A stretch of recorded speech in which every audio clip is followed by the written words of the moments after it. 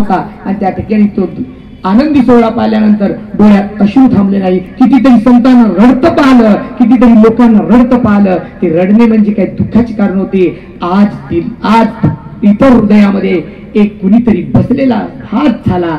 तर चला, बोल सियावाला रामचंद्र की जय, सियावाला रामचंद्र की जय, बोलिए हनुमान जी महाराज की जय. आज आपल्याला जागे होण्याकरता या मंचाने आणि बांगलादेशावर होत असलेल्या या जन आक्रोश न्याय यात्रा आपण काढली. आपण त्यांच्या प्रती न्याय देतोय की त्यांना वाचवा कोणीतरी. याचा अर्थ असाच आहे. याचा अर्थ दुसरा नाही की आम्ही मंचावर आलो तुम्ही खाली बसले, असं नाही. याचा अर्थ आहे की आम्ही त्यांना सांगत आहोत की आम्ही तुमच्या पाठीशी आहोत. तुम्ही बघितला एकाचं घर जळू द्या आणि त्या घर जळत असताना तुम्ही काय करता? अरे धावा. मी बरेचदा बघितलं लोक बालट्या घेतात आणि धावतात. कोणी म्हणत नाही त्याचं घर जळत आहे, कारण माहित आहे आज त्याचा घर जळतोय आणि काहीच वेळात आमच्या घराला आग येईल, अशामुळेच लोक धावतात. मग तुमचं काम नाही का? बांगलादेश कुठला आहे? आपल्या घराच्या शेजारचा आहे. मग त्यासाठी आम्हाला सुद्धा काय करायचं आहे? एकत्रितता पाहिजे. अशी ठुंगठुंगता ठेवू नका. खरंच सांगतोय, यामुळेच तर आमच्या देशामध्ये असा काय होत आहे? खोड होत आहे.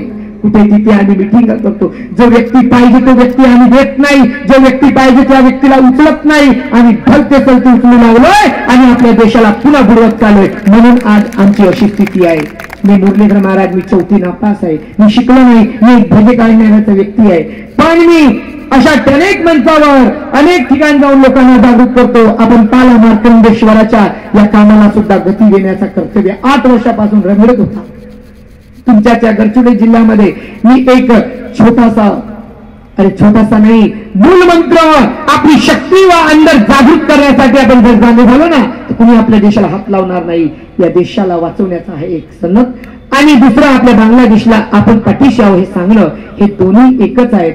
तर आपण सर्वांना विनंती करतो, सगळ्यांना एक माझी विनंती आहे. संपला माझा वेळ, मी जास्ती बोलणार नाही.